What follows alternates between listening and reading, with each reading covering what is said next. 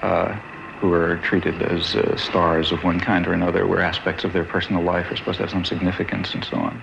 Take one in the reception room. You said that you were just like us. You went to school, got good grades, and what made you start being critical, and seeing the different? What started the change? Well, there are all kinds of personal factors in anybody's life. First of all, don't forget I grew up in a depression.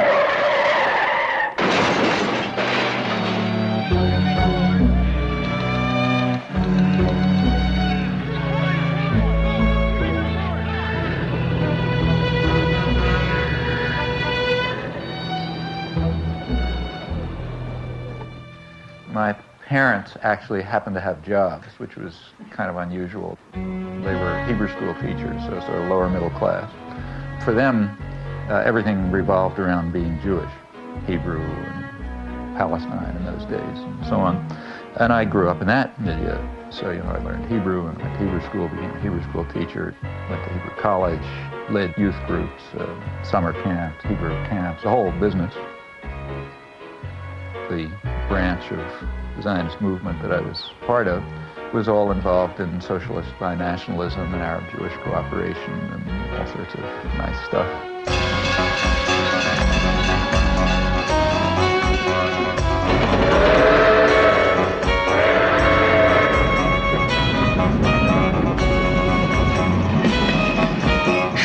What did they think of your hopping on a train and going up to New York and hanging out at anarchist bookstores on 4th Avenue and talking to I didn't mind your because working class relatives there? I don't want to totally trust my childhood memories, obviously, but the family was split up. Like a lot of Jewish families, it went in all sorts of directions. There were sectors that were super Orthodox. There were other sectors that were very radical and very assimilated and working class intellectuals.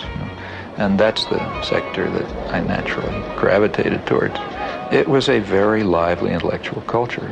For one thing, it was a working class culture, had working class values of solidarity, socialist values, and so on. There was a sense somehow things were going to get better. And the institutional structure was around the method of fighting, of organizing, of doing things, which had some hope.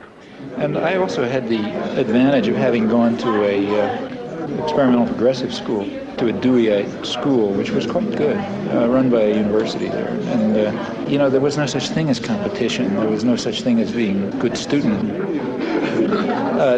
Literally, the concept of being a good student didn't even arise until I got to high school. I went to the academic high school and suddenly discovered I'm a good student, which then I hated high school because I had to do all the things you have to do to get into college. But until then, it was kind of a free, pretty open system. And I don't know, there are lots of other things. Well, maybe I was just cantankerous. As a historian, I have read with interest and amazement your long review article of Gabriel Jackson's Spanish Civil War, and that's a very respectable piece of history, and I can appreciate how much work goes into that. When I did that work? When did you do that? I did that work in the early 1940s when I was about 12 years old.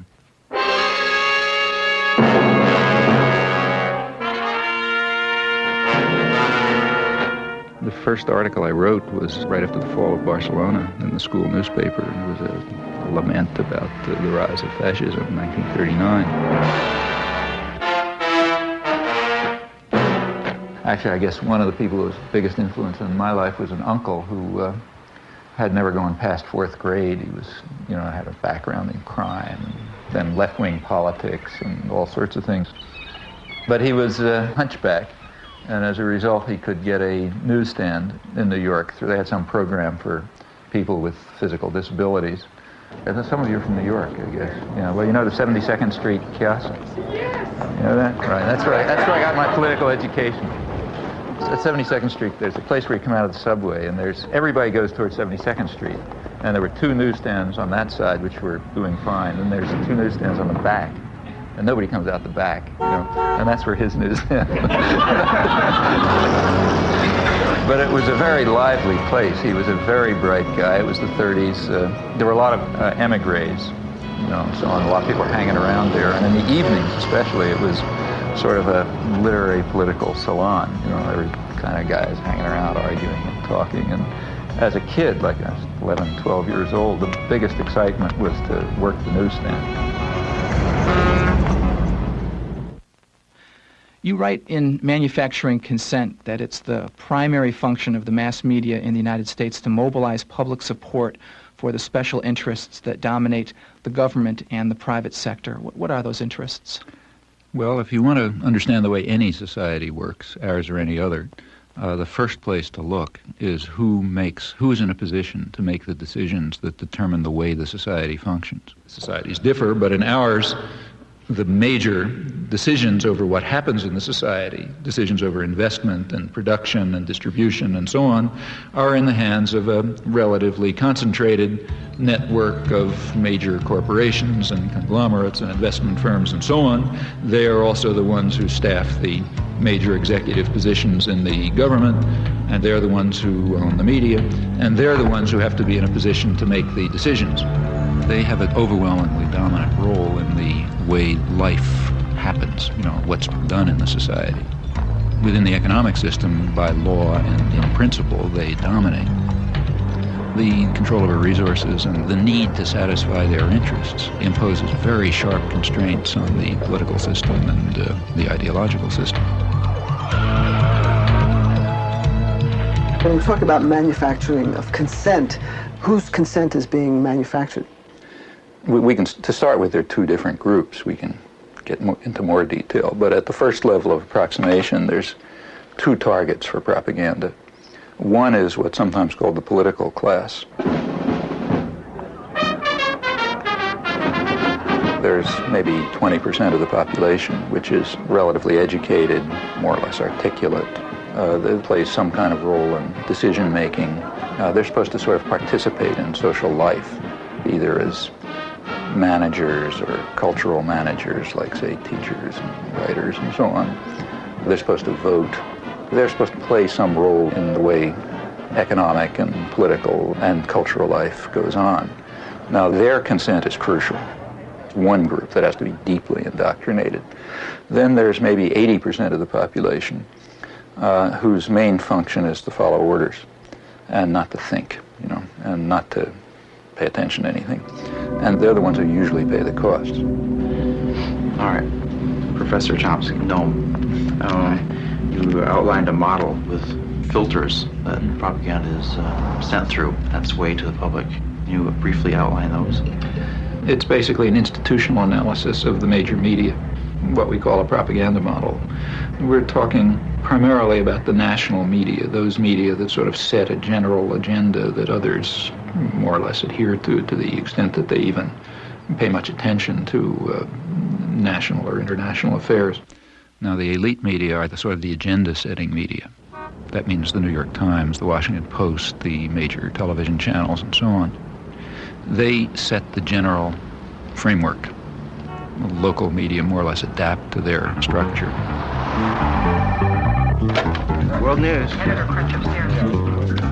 Begins to sound like it says that there's a beachhead. I think 628 is a good one. Yeah, but I think 6 is a good start. This is the operative soundbite for us. He's ours. We've got a minute for all the time, so that's... I love this soundbite. Okay, well... And they do this in all sorts of ways, by selection of topics, by distribution of concerns, by emphasis and framing of issues, by filtering of information, by bounding of debate within certain limits. 2.5 minutes to air. 45 seconds. They determine, they select, they shape, they control, they restrict in order to serve the interests of dominant elite groups in the society. There is an unusual amount of attention focused today on the 5 nations of Central America. This is Democracy's Diary. Here for our instruction are triumphs and disasters, the pattern of life's changing fabric. Here is great journalism, a revelation of the past, a guide to the present, and a clue to the future.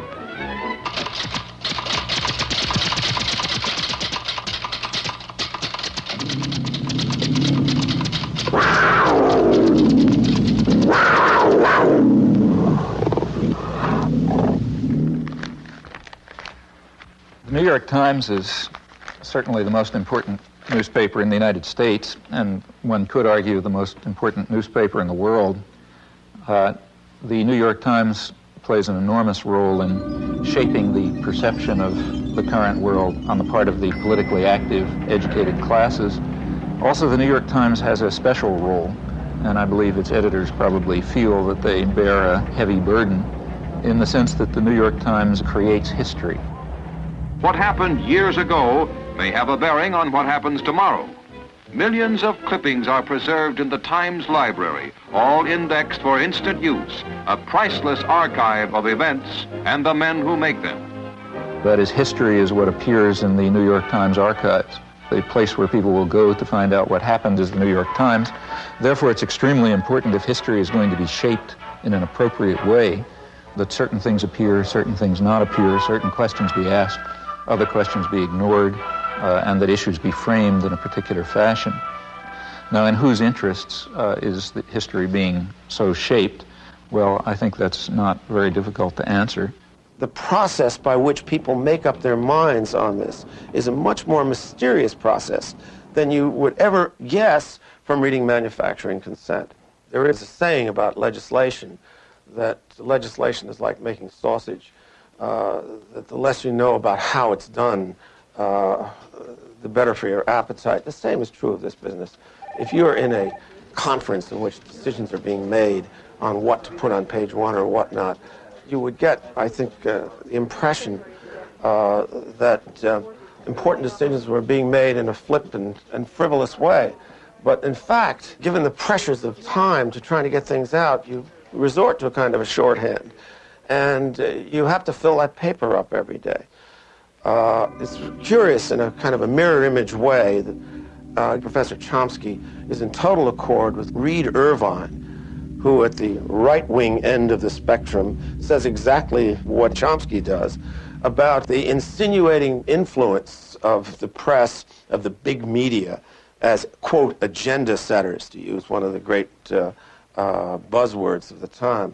And, of course, Reed Irvine sees this as a left-wing conspiracy of foisting liberal ideas in both domestic and foreign affairs on the American people.